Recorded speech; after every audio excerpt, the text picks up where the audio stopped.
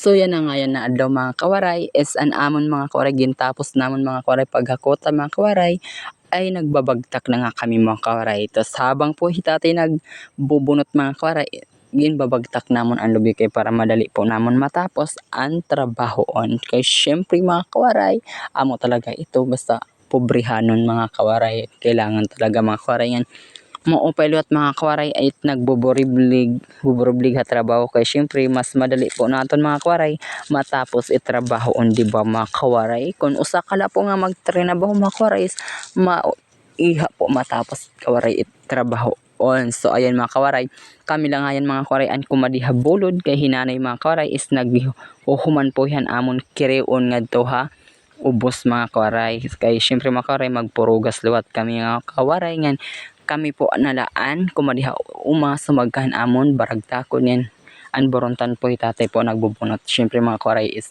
amo talaga ito hit mga kawaray nun. Syempre mga kawaray lumalaban lang tayo sa buhay kahit ano pong hirap, di ba kailangan kayanin natin lahat-lahat. Kay di ba nga ni mga kawaray ang lahat ng paghihirap ay may kapalit. Syempre mga kawaray ko nagsasakripisyo kita mga kawaray amo talaga ito mga kawaray ngan ansya talaga ito amon pakabuhi mga kawaray pero diri po ito na maging kakaod kay syempre mga kawaray proud to be waray non good kita mga kawaray. So ayan for today's video amon nga ginbagtak mga kawaray is amon ginhakot ngan para po ito namon budlon mga kawaray. So ayan for today's video mga kawaray is gimbubulad na nga namon mga kawaray an amon mga hinakot nga binagtak mga kawaray ngan ayan for today's video kabulig ko nga mga kawaray an akon umangkon. Syempre mga kawaray buotan luat iti yan madurot luat iti mga kawaray bisan bata pa yan mga kawaray kay syempre ko mga kawaray karuyagit niya nga bumulig guda amon mga kawaray ngan. So for today's video an akon nga videographer is an akon bugto nga babae nga princess mga kawaray. So ayan for today's video dapat lumalaban lang po tayo sa hamon ng buhay.